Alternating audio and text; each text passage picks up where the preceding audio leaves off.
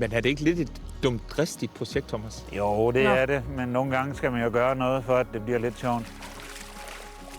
Hvis du er kuldskær, skal du lukke øjnene og holde dig for ørerne. For i dag har vi lavet optagelser med Thomas, der har tænkt sig at gennemføre en triathlon i vintervejret. Kun iført shorts og løbesko. Hvem sagde brrr? Og hvad vil du så sige til en svømmetur uden våddragt i en havn, efterfulgt af en 18 km lang cykeltur, og så også lige en løbetur, kun iført shorts og løbesko? Thomas Jespersen bag mig, han siger ja tak. For om 2 små uger, så skal han gennemføre en triathlon i dansk vintervejr. Vandtemperaturen siger... Det er koldt, men det er okay. Ja, det vil sige 4 grader her i Esbjerg. Motivationen målt i procent. 100.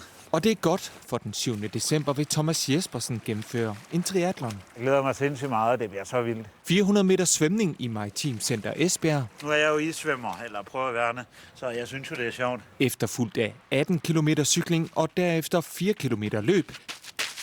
Alt sammen iført. Et par shorts og et par sko, og det er det eneste, et par løbesko.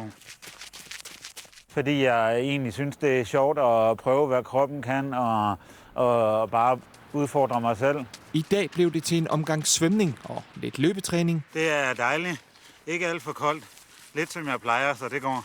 Det kommer dog an på, hvem man spørger. Ej, det er sgu for koldt. Men jeg ønsker ham held og lykke.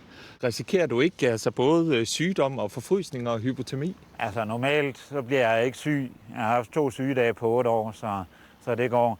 Men altså, jeg har jo de samaritter, så hypotermi kan der være der. Og så må jeg jo bare tage det, som det kommer. Selv er Thomas Jespersen mest spændt på. Jamen, det er egentlig nok cykeldelen, fordi det er der, jeg kommer til at være kold i længst tid. Så se om jeg kan komme igennem, det er jeg ret spændt på. Er du okay? Ja.